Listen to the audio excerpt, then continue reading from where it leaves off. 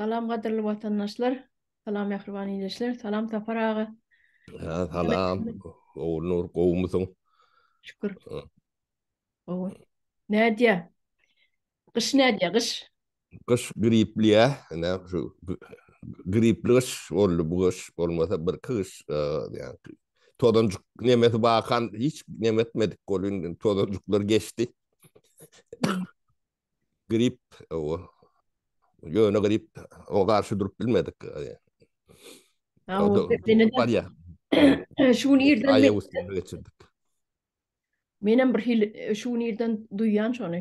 Şu Ay zın. katiyer vet neme yayraptır. Taşta vuramız şonnalar. Üskürüyerler, askırıyerler. Doğru adam ya. No, hopplazaklar geç ya ne bir hepte ne diye biraz o avarlıya. O yüderlik yakmalı, yüderlik yaktık ne şey geçtik gittik ne. Tapara gider. Oğullarımız, doktorlarımız var abi. Ne? Giderlik diye de bir yadıma düşüyor. Men ne mi de orada yankı adamla neme bolanno üykün keselli Hı. islenik üykün dürlü üykün keseller oluyor da bronhit diye bronhiyal asma diye plevrit diye pneumonia diye kenne ha onu şol gurbana ayıp beren zatlar başka dinge gurbana da derler başka da türmen içinden gelen haberleri estip şol neme Türkmenistan türmelerde neme Tuberkuloz. Duruşunu tuberkuloz diyorlar. Neme de tüssülü diyorlar. Neymiş o dermanın adı? Yüzerlik ot. Yüzerlik o. Ha, şon tüssülü diyor. O. Siz gödünüze getirin. Oğlum üykünün içine yankı yol cağalar yalı bir yol yalı O. geçiyor. Şolun hemmeti yankı bronhalar, neme trakeya bronhalar şu gidiyor da üykünün içine Hı. aşağıına. Onun şu cağat yankı yol cağalar hova gelip gidip durmolla, aylanıp durmolla hova. Yani Hı. Hı. olar tavuklanmağı öykün, tavuklanmağı kısıl ya da şul. O. Yol cağarlar kısıl ya da dem yetmen hıj diye adam. Oas yetenok, dem yetenok. Olam daşta orok yapık kamera olsa, onun üstüne de tüssülü diyen olsalar, gözüne Hı. getiriyormuş, ölümü, öğüleri iteriyorlar. Şular Ya ölsün. o şol deme ya çıkarlar cennete bakmıyor ki diyen yol şol yollar oluyor.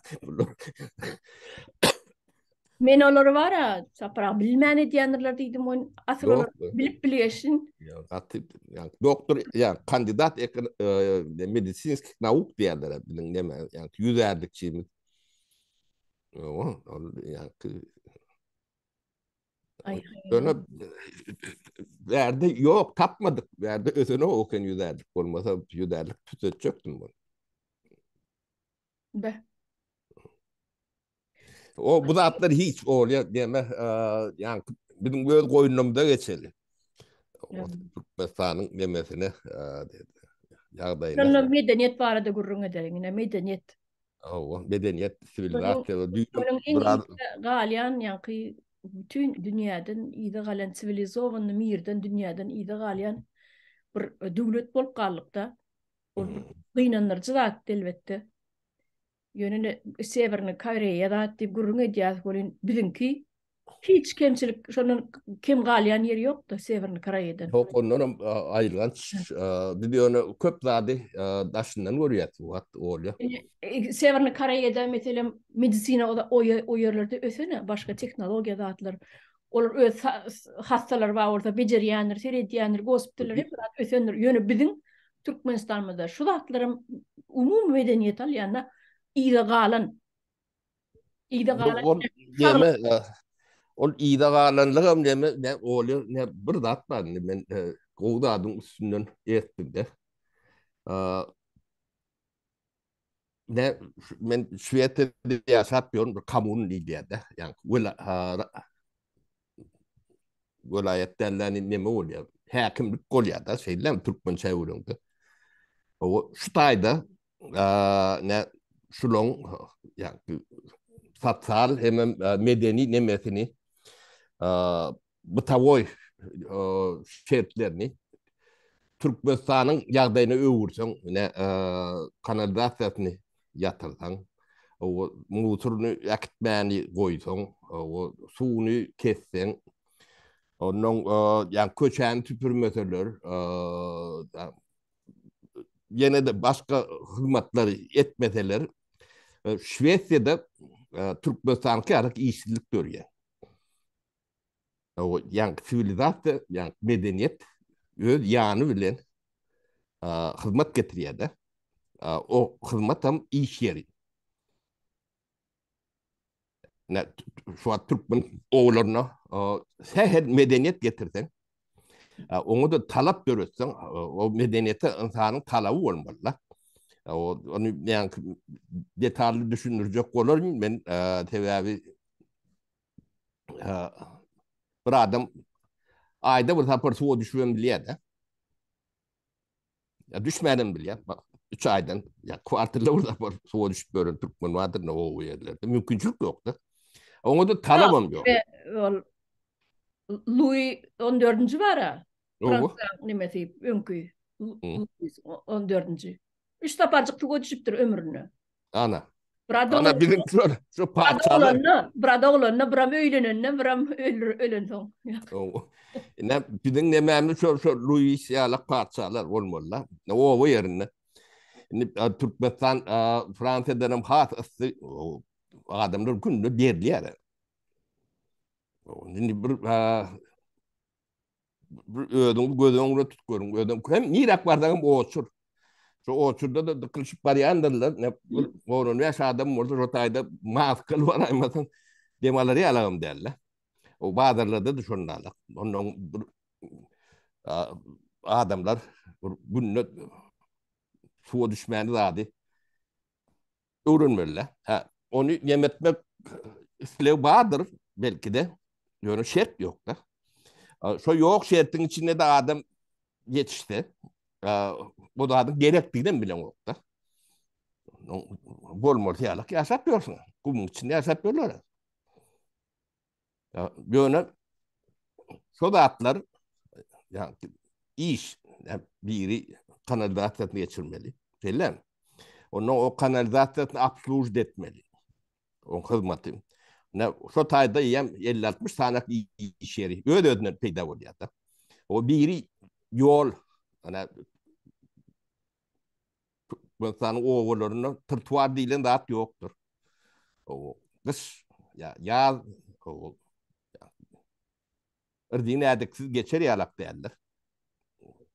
O gövürü rahat olup da kıssağa düştüğünden yani yolda udlaymadan başka nemem yok.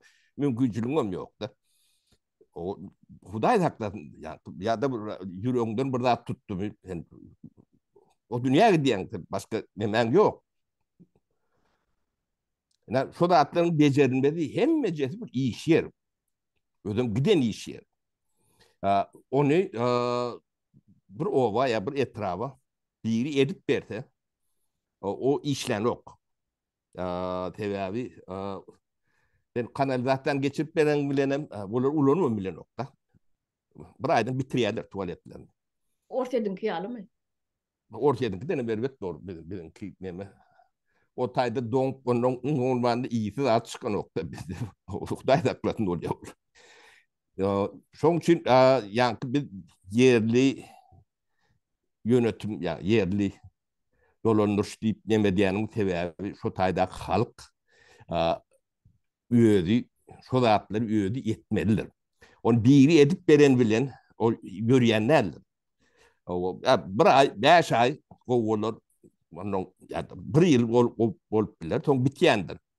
Ben size bağırıp arada vururum orayından bağırıp yani bunun arkada bağırıplı olan son bağırıp o sodatları çekendirler. Yani bağırıplı işinden ayrılır ne yer tabii. Onun şu tayda şu biter.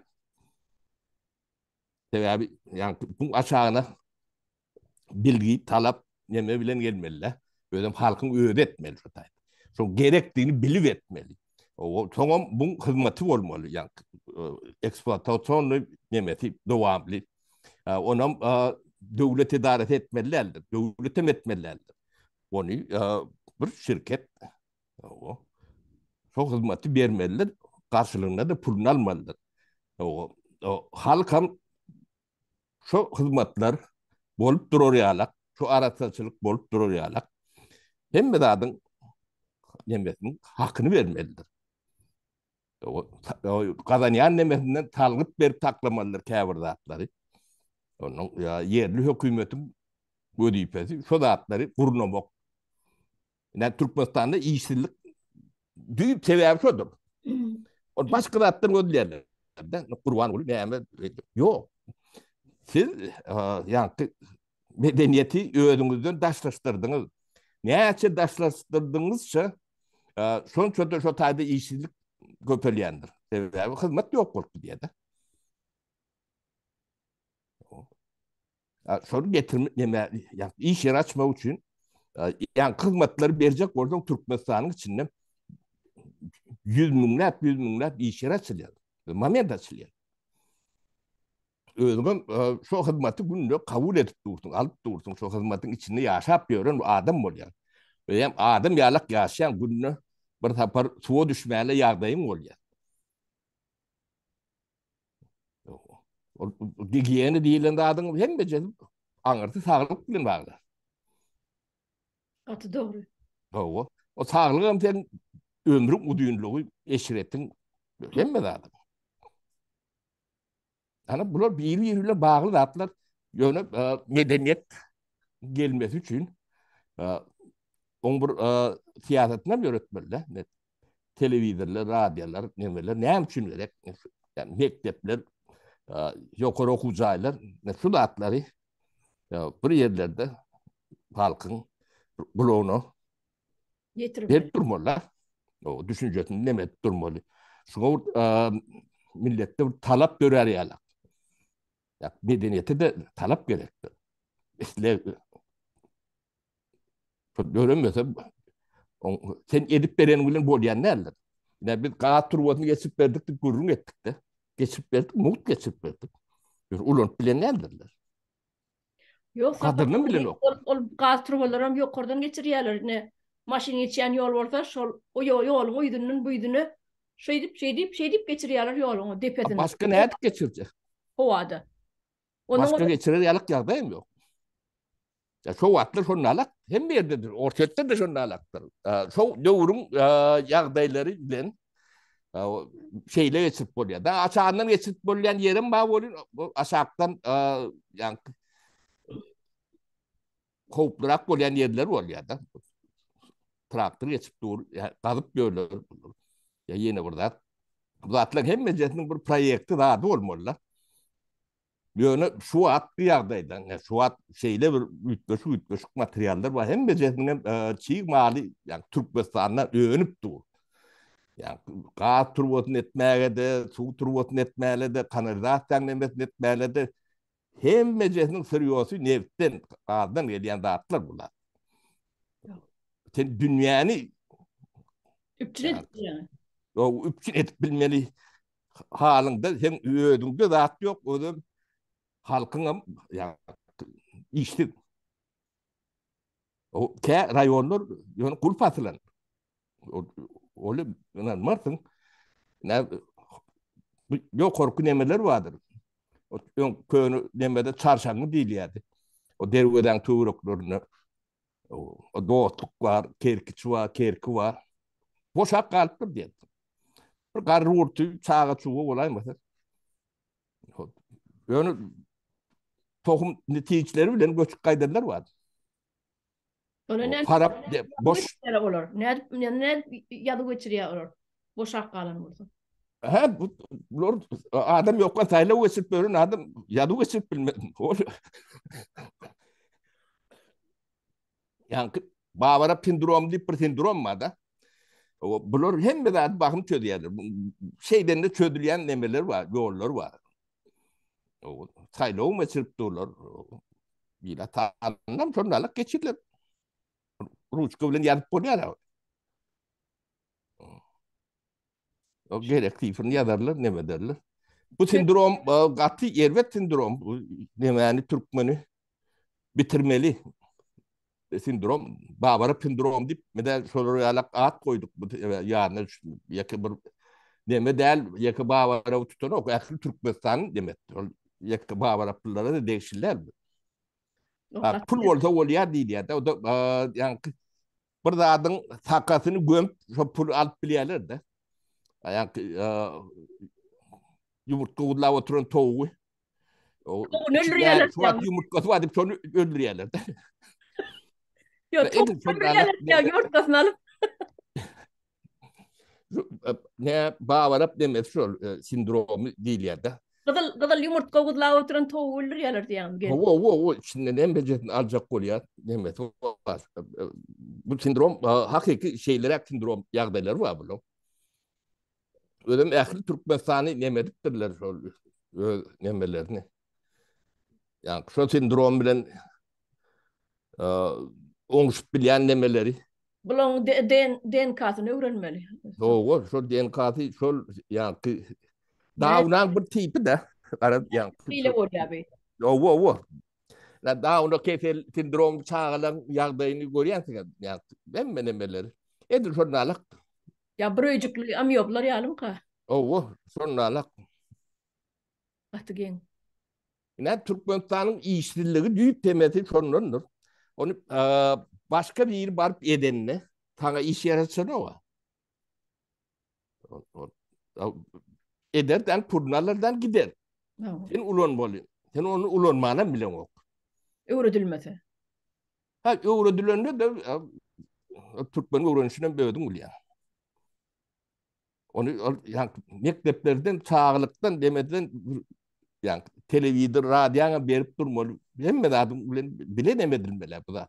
Hmm. O televizyonda ne mi uğrayan? O. Çok uğrayan da adını ne diyorlar. Bu anartı kefelçilik. Huday da haklı. O kefelçiliğine yani yaka todancuk değil. Todancuktan kırılanın nemesinin ne üstü son açılar. Bu at diyor. Türkmen ölen iten ölen bir işi yok bu at. Ben elki neme veren nemen hatam aylığın. Şolun ödülürüne de yeter yani. Speed dedi, yine neme dedi. O kefellerim beyrap başlattır dedim. Which? Speech. Yo, which intek? Which. Which? Speed da which olan da speed oluyor. Son kıstacası speed oluyor. Hmm. İlk which Daha takladın. yapıştırıyor. Huday sakladı. O ol bir yok ondan. Hal önüme sapra ol bir yok ondan gidiyen yeri yok. Öyle becerilip yom yok olup gidiyen keseller. Ya o yüzerlik bilen geçecek neme değil. Sapra güldür yani. Yok onu da yani Bilmem de öyle nedir şu tuştayda başlarsan ağlamalı. Sebep Türkmenistan'ın yarısının köpüsü beach bilen keseller. şu at. En kıynandırıcı yeri şol. Onun hiç kim aydan ok. Ekrandan çıkıp aydan oklar. Yaş kıyılar, oğlanlar. Yönü birbirlerine gelip şey deyip yokuşturup aylanıp yorlar. Bu keseldine cıntar kalı geçen ok. Şpristen hem geçip biliyor. Operasyon edilen instrumentlerden hem geçip biliyor. Diş beceriyen doktorların instrumentleri abrabot edilmedik kola geçip biliyor. Birbirinin o nimetini ulanyan zubnoy şotka deydi, yine deydi. Bir giginiçski dağıtılan ulanyanlar geçip biliyor sebebi. Ne senin bir bağın içinde bir yerinde yaracık var orada. Başka yerinin şotkasını alıp yuksan, ona viç keteli var orada sana yok yaşa. Sebebi sliziste yankı soğukluk var. Şonu şolong süyle geçip biliyor. Ya. Onun katı bir ayılgan çıketel bey. Onun O. dem yok, Yani dem yok. Ol şol belli bir nimede şu bir uğramını saklap yankı spomagatilini ya поддерживающий bir nime değil ya da лечение değil ya da level'la saklar ya edip bol yap. Onu başka bir keteller yokuşma diye olardan goranmalı ol yan sen. Öd başına hocalıkta platentan ayratin, senin britvan ayratin, zubnoy şotkan ayratin. Hem zaten gayretin saklap yürümeli bolýan. Senin ulanan zatlaryň beýlekleri ulanmaly däl. Mihmançylyga baranda da, köpçülük yerde de, restoranlara baranda, biriniň toýuna baranda da sere tap bolmaly. O Türkmenin o toy edişiyle tere taptık daha da bilmedim. O neyle saklanacağını.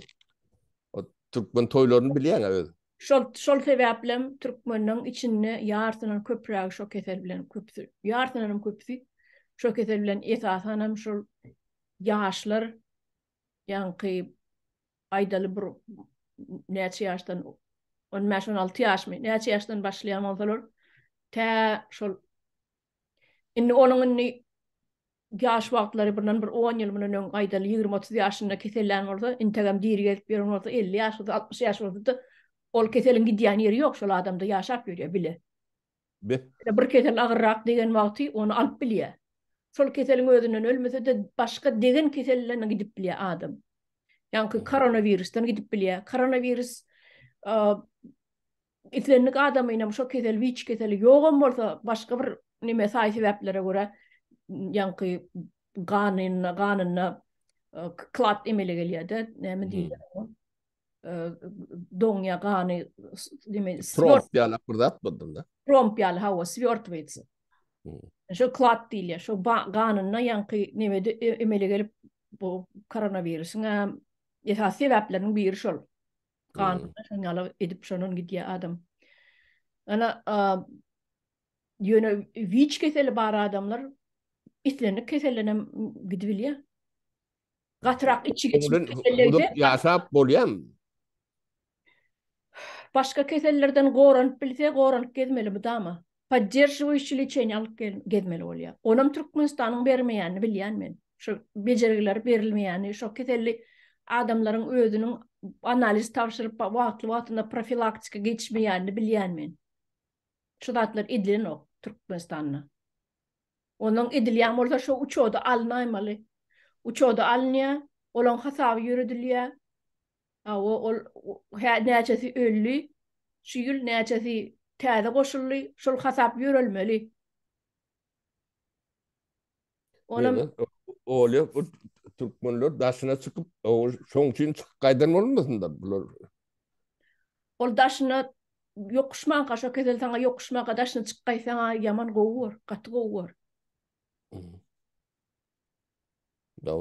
Howlup ýörün, gitjek diýip näme dap ýörenlere de onu howlukmaň diýmeli.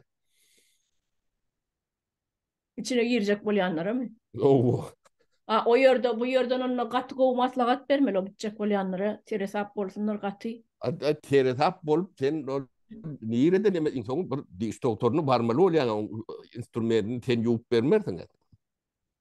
Misal üçin ýani ýa-da ginekolog bar ýanlar ýa-da başka sebäpler bolup bilýär. Saňa bagly däl.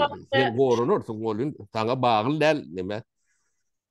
Edil şu wagtda akşer ginekolog wraçlar çağa dogurmana gelen aýallaryň özü dogurjak bolsa da kesip alýamyşlar. Kesip alsaňam sen instrument ulanmaly bolýan. Ana.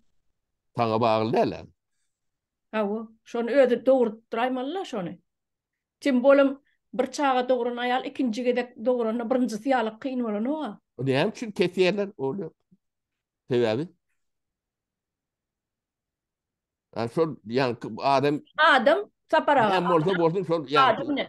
Ana şol näme bawarap nämesi şol. Şol ýa keteliň adamesi simptomy, bawarap simptom diýýär. Ödem bu simptom doktorlarda kän nemeken. Bu ministr bolansaň şonundur da. Şolarda şu simptom gaty ýaýran näde? Bawarap simptomy. Inniki akalat giýenler halkyma hyzmat edýän halkymyň saglygyny bejerýän diýip giýen okda ben bäşman alaýyn diýip giýýän. Hemme ýeke o akalatlar, bu akalatlar şonu alak. Hemme o bol diňe şu wagt men şu akalatlaryň gurrun edýänne. Beýleklere düşnükli. Ol beýleki pagon öterýänler. Şol sindrom ýa bir işten gowdal ýa bawarap sindrom diýilýän näme? O bir işten hem hat näme? Şu ähli kedeller goşaňda şu bir bawarap demesi bolýar, sindrom bolýar. ol hem neme yol açıyor da. O adamın nemesinde yani pullun başka işler görün o da. Ha, katı inanırcı.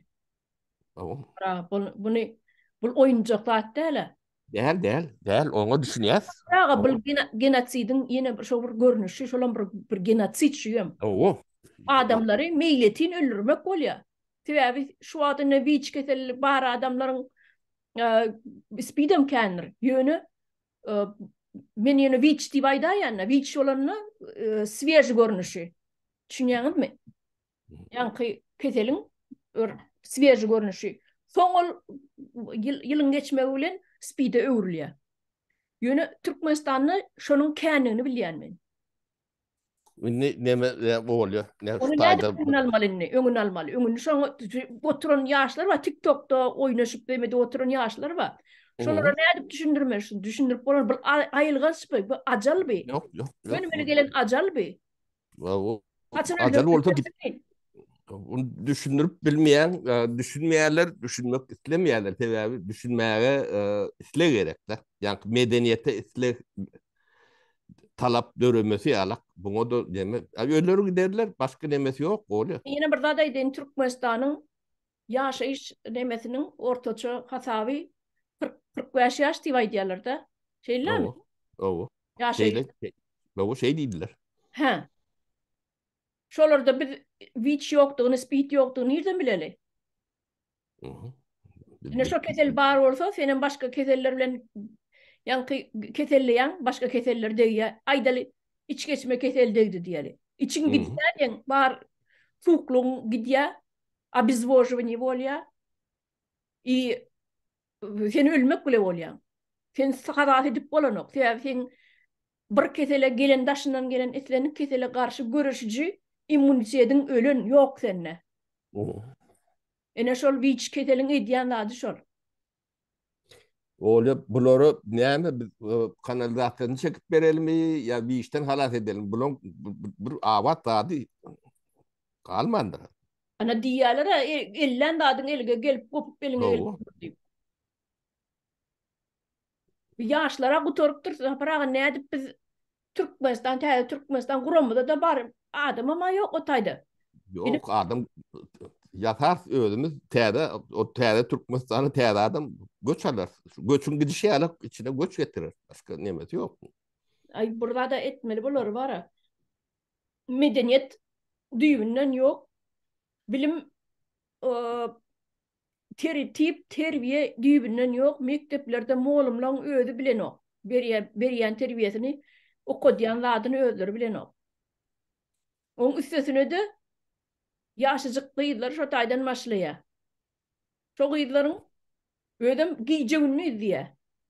Yine mesela toyu 7-24. toyu tayda bir aydan toy volya deyseler. Näme giymeli bir täze kuynak giymeli öňkü kuynagymy gördüler öňkü toyda. Indi bu toya täze kuynak giymeli. O kuynagyň bahasy iň arzany $500 diýe tabara. Tuğlama.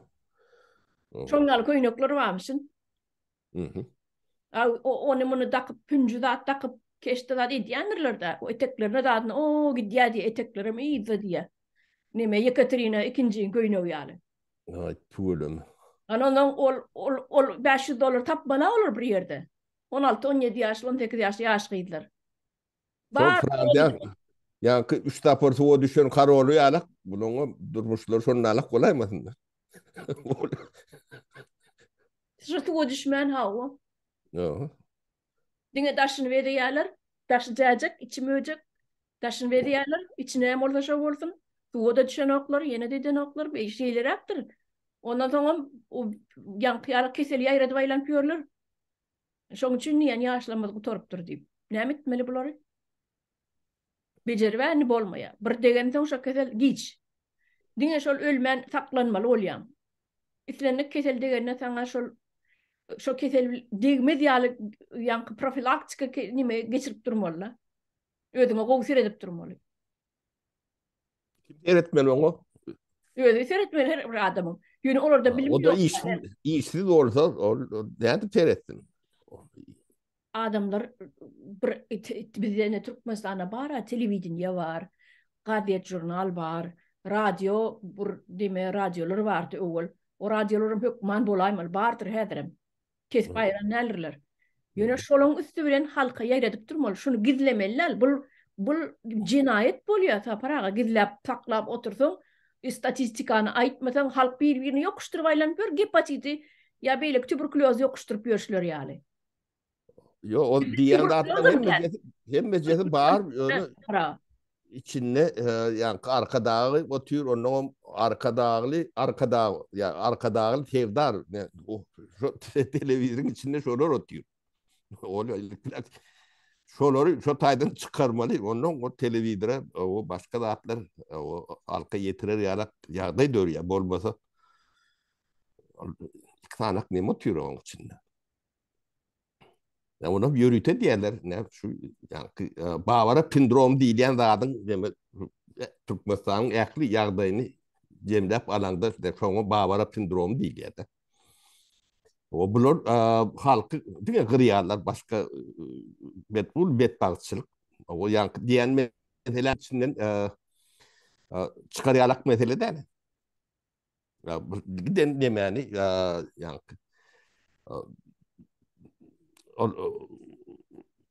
Kızılderilileri ayrı saklayan yerlerin ne rezervatsa değil yani. Hmm. Ne dedi şu yani ketelleri rezerve etmedi başka onu koran demedi bilmiyorum. Bir vaatlar prakaza deyip bir kesel vardı. O Ayretin saklayadılar şanlar şlagbaumu zatlı. o başka Ya. nemesi yok. Avu. Bunların bağırını analiz edip bir ayretin şanlar şlagbaumu saklaymasan. O çıkarı yok başka. Adamlar bir daha eylemesin deyip.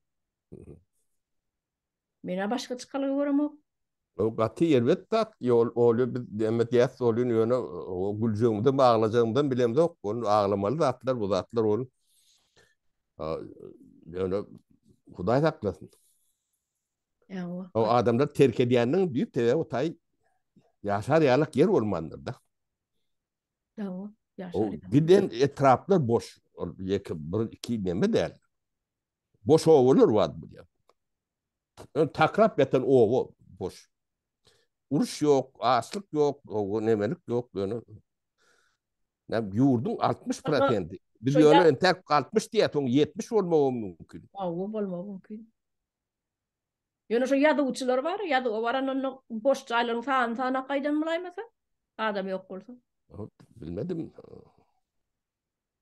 Onun bu formaline dendirlerler şu bağvara usulü. O, yani, güzellik yalak nemedik kaydandırlar todadık baba. Tap bir aram güzellik. Nereden kellana geldi diysene. Ola virüs. Koronavirüs. Bütün dünya kırılıp yatıyor. Senin güzellik tüse diyen. Yo Nereden kellana geldi? Bağvarap'ta bağır o zatla belli etmeme. Öyle. Tüse diýilýän demin näil elbet kysya. Sen oğlum normal kislorod yetmän duran adamyň öýküni üstesine de tüsteden dem alsaň näder? Bilmedim olun yönü könrüğünçtü. O 360 saatlik nemeler var da bilen öwliýa nemeler. Şu tayda mollaları, onun etrafın yol başçıları nemeleri ulu biznese diýerler diýerler. Yani yüzerlikten. Bilmedim. Bu Babara usulü bu Türkmenistan'ı ya, bilmedim nerelerden çıkardı bu. Bunlardan sonra bunu düzeltmek kıyın. Ya. Bu blog edeni oluyor. 100 yıl ne 100 yıllık 50 yıllık ne mi? Şu at elin çermek girende. Şunun sonunu yani ne mi edip olacak? Düzeltip olacak ne mi? Alar 50 100 yıl. Yani hiç keteli ne ölüp diyen sen sonra adama de bir seyretmeli. O da yaş yaşında ketilendi var. Çağı olsa yaşkan çok. Yani ömrü diyençe. Sonra yürüytü iyi de gerekti. Sen onu köçer edin bile o zandı. İller itine uşunu pişirine seyredip böyle. O şerit döredip demedim. Hem edir şunun ala edip soruları seyretmeli oluyor da. 50 yıl yaşayacağım vardır. 70 yaşayacağım vardır. Ne sorun. Ne bulun şu iyilerinden kalacak neme iyi şodur yalak iyi olmalı. Yani Türkmenistan resmi neme bu da atlan hiç bu arada burrun edip bilen oklur, eden oklur. Yani şu cinayet. Ya onu gurrun etmene biri. Ya o şonu dile getiren oklar. Meni şoň hayran. Hemçin dile getiren ok. Gündeme o sen getirdin oğlu sağ ol. Bunu yani meseleni çözüş bir usulü vardır. Şu cemiyetlerde de şunun alaktır. İstenlik meseleni çözecek olsan gündeme çıkarmalıdır. Te çözümü tapılayança, çözüleyençe yani gündemde olmalıdır. Onun bir meseleni çözdün mü ikincisi, üçüncüsü meseleler şeydik çözüleyendir. O cemiyetlerim şeydik gelişeyendir. O gündemde 5, 10, 20, 30 mesele bolup bilir. Çoğun çözümü tapılayança e, bu meseleler türlü olup bilirler. Yani hasta yokuş hastalarım olup bilir ya da yalgış ya da ters tesir eden diabetes turlarım olup bilir. Başka hasiyetler yani fatal nemelerim olup bilir. Yani şu meselelerin sebepleri öğrenilip demediğince gündemden düşürülenlerler çok gündemden düşmesi için çok çözümü. Onun cemiyet çok çözümü tapmalıdır. Ya eyle ya beyle. O son tapılan son onun bu ikinci plana geçen idealindeki meseleler şeydi yüzlerce meselen şey çözülüyendir. Devamlı. Biz 30 yıllık bu zatlan bir ne demek o? Demek şu gündeme çıkmadık meseleleri uyuşuk kalmalılar bir yerde. Ya, o da yani onun yetkisi var. Onun demesi uyuşun hiç yetkisi bir emeler ne bırakayım değil ya da düzeltip olmayacak demelerim oluyor da. Yani şu uyuş keselin demesini e, düzeltip olan ok diyen de. Yok gidi yaşadır şunu. Şu düşüne gidiyor. Maiva adam cemiyete peydalı adam derler. Cemiyet için yük. Yani, cemiyet düşünüm değil, maskara düşünüm yok. Olar Öyle düşünüm yok. Olar işe dalıp bolan oksoň, restoranlara da ya imit bilen işleýärde, ya bolmasa Maskara da olup bilen ok. şol ona aýtjakdym häzir. Şo oglanlara da ýaş gyzlara da maslahatym öýlenjek bolsalar hökmen analiz taşyrtdyrsyn bir-birine. Şol negativ bolmasa men pikirimçe öýlende ödüne de ýok ya. Ödünü de yok ya çağa. Emelerin çağanıp kedele diye. Aw. Ya, bu zatlar ayrı statlar böyle. Yani deme bizim payımızda elimde ama şuları yalak ağır meseleleri ortama çıkar yeme gündeme çıkarmak o bizim payımızda düşen yalak bu Türkmenistan'da bu cemiyet yok mu kan? Bunun yani sağlık ministerliği deyip bir ministerliğim var. O, ben doktor deyip görün bir topor doktorları var burada. Hani yan gaýdyşym ýaly şu akalady 5 mara çünge ýany ýaly bular. Ya da näme o şekilde yüküm yok, yıkıldı haberim yok diyemke. Onun öyünü var ya. Yani, Ne ellemesem molya siz nämetseniz o şoňa. ellemese de öyünü var ya. Ödüm doğruna geçiyor yani kedel. O. Ya o her sap olmasa özüne de geçýär doktoruň özüne. Babara da geçendir yani Babara yani şulon yani Babara şulon demesine çenli törüne çenli barar.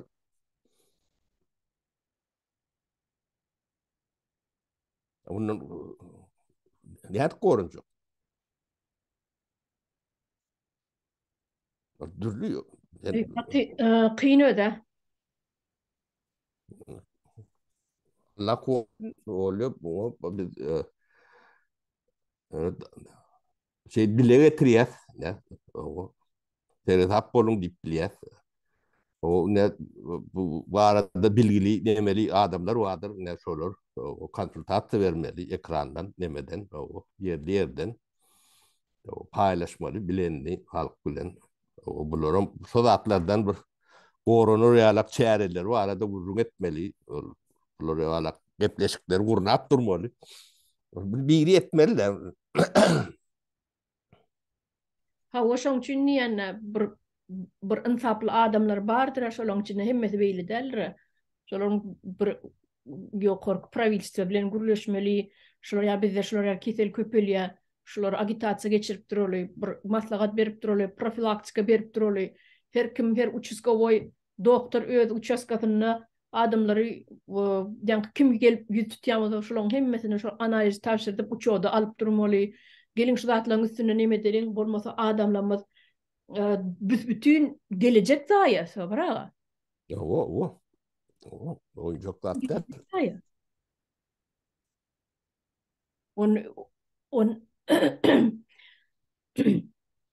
bir aňyrsyna bir neme göremokda şuň inni pozitivni bir zat göremokda. Kıynanırcı oluyor. O. Biz onu yankı pozitif zat görüntümüz geleni gelmeyeni bilen bu da atlan ödü ütgen olsa o olun yönü bu karşısında görüşmesem elini çermek o çarelerini görmesem bu da atlan korunup bulmayanlarını ne bulan ödüler düşünmeliler. O biz yani dile getirip biliyor. O yani aladalyan nemelerimizi aydıp biliyor. Yani adamlardan Bunu sapar hareket gerek. bir sapar aýdyp goýmaly, bir ýygyderli gepleşik etmeli mükadiýen sebäbi bu bir seriozny datlaň biri. O.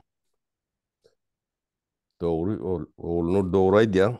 Bolmasa täzeden bir giňişräk edip gurrun etsek. Bunu yani bu spesialistler bilen nemetmeliler. Ben bu da adını öyle daşından bilyenler. Elbette tahtını bilyen, okuyan, görüyen, demediyen olun. Ben yani ben metleğimden daş kıvırdı hatta. Yani şu cemiyetlerde umumi bilgi hükümünü belirleyen bilgini bilen de özün koruma için yani yaşlılar nemeler bu zatlardan korunması için ne edilmeliğini ne televizyonlar, radyolar berip dururdu. Geliyen gazet jurnallar var, son aylarda yazılıp durur yani. Doktoru varanda da bu topar reklamlı prospektler var, özün ne korumalı, ne etmeli, şu nemeler var arada. Bu yani siyasi yani propaganda nemesi olmalı. Yani bilgi yayıran yani informat nemediyen o hükümet dinen dadın işi yani cemiyetin işi. Bu da atları yani Türkmen dememizde medeniyetimizde yok. Onun için medeniyet gelmeli yani. Biz ne şu at ediyen dememiz şehir medeni doğun için niye ne ediyse. Yönü Türkmenistan'da medeni doğunu bir aşkıvadın tövürüğünde kuturuyor da. Onun yani kalan doğuna yani şuraya gitmişsin ne mesem yeten okta. Ne tahtavalarda bir dinle oturan adam vardır ya yoktur. Ya da yani çarşangıda yani yine o yerlerde. O internet dilenin yani Uganda'da var. Uganda'da Türkmenistan'dan 20-30 etse tiyidlikli internet işte de Uganda'da 24 saat. Uganda işte Uganda. Afrika'nın neme yani.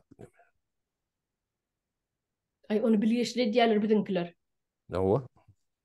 Ana bilýärler etseler adamlar bilimsiz galy. Ennem buňa soňy genosit bilen oturýar.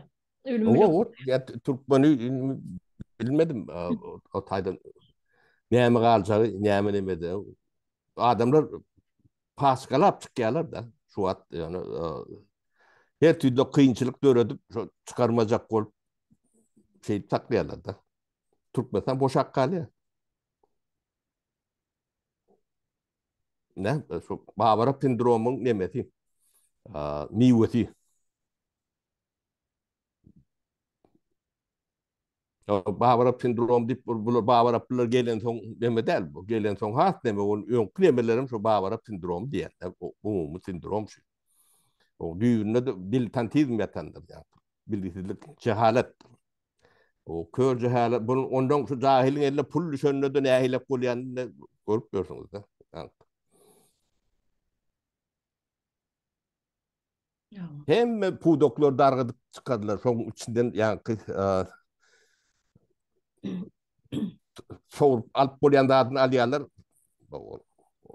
O günden servisini berip durmalylar. O neden oklar te sapra çenli. Soğuk yeme diýerler, soňam taş diýerler başga. Pålys yani. O edilir şundan. Ne arasda bağırıp nemesi ne sindrom bu kefeller. Yani neme de attırıyor etmen. Ölüm alcıgurt diýalaktır. O hiç sadıda rehimleri, nemeleri, neme diýenler ertedine bolýanlar. Burnunun aňyrtyna görüp bilen oklarlar. Bulan genini barlamaly.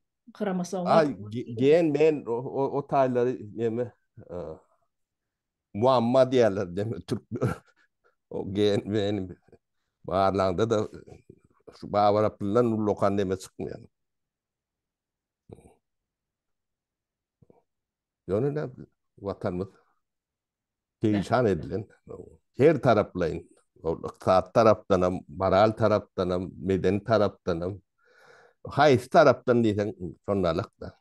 Sağlık taraftan mı aydı oturuyorsun onu. Tuberkulozum onun üstüne. Tuberkulozum var. Hepatit kesellerim var. O hepatit esa şunun 70-80%'inde var deme böyle. Köpsi bilen o hepatit S vardır. S dip onu yani Türkmenistan'ın laboratuvarları görkezýänler. Tabiat nemeleri görkezän o kendine. Ne biz şu taýyk gelip öwrendik şu vitamin neme yani neme şu S formasyny tuberkulozun. O var. Onun şulon laboratoriýasy nemeden soň Tabiat taýydyna gelen adamlar ýamaşkan barla vurdular da. Pogolovny hemmetin barlaýarlar. Tuberkuloza da barlaýarlar, hepatit de barlaýarlar. Özlerem bilýärler. Krasny точка. Bilýärler. Krasny точка şo taýlary. Gazete görükleri.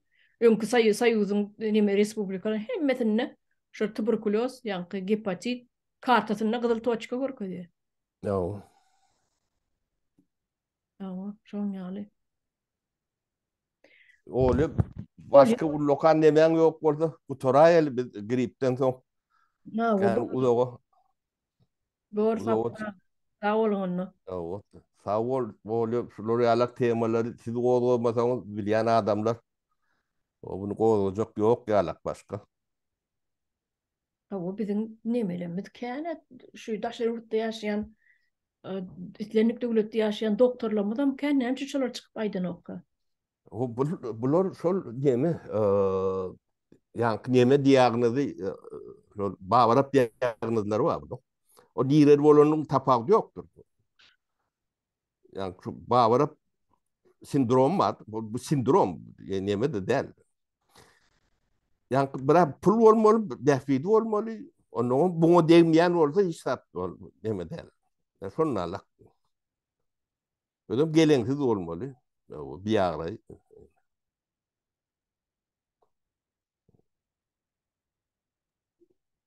Olar ýörükde ýetişdirilen neme ýalak.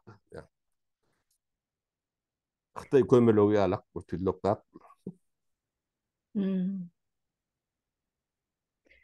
Ay bolýa ana sapara. Bolýa sağ bol.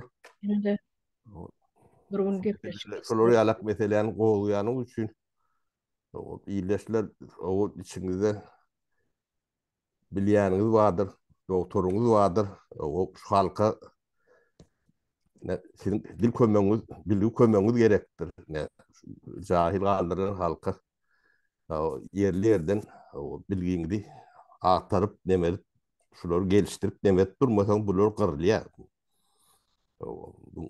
Hepatitam şonnalyk ýa-ni wiçem O ideanak spidem dem becehli neme. Hiç biren bir yengil yelpay neme derler. Hmm. Sizden kömek ne halkına edip bilecek demeğiniz şoları yalak neme. Şunu bilginiz olsa gayrırma. O sizden İtiraf etmeli. o pul neme soğurak görün adam yok görün bilgi paylaşmanız öz cemiyetiniz için öz nemeğiniz için edilmeli de aklı kan yani mene oluyor adam bolur. Hı hı. O Böyle. oluyor tavol oluyor iyileşler tavolun size de sağlıklı olur söylüyor. Hı hı, tamam, böyle.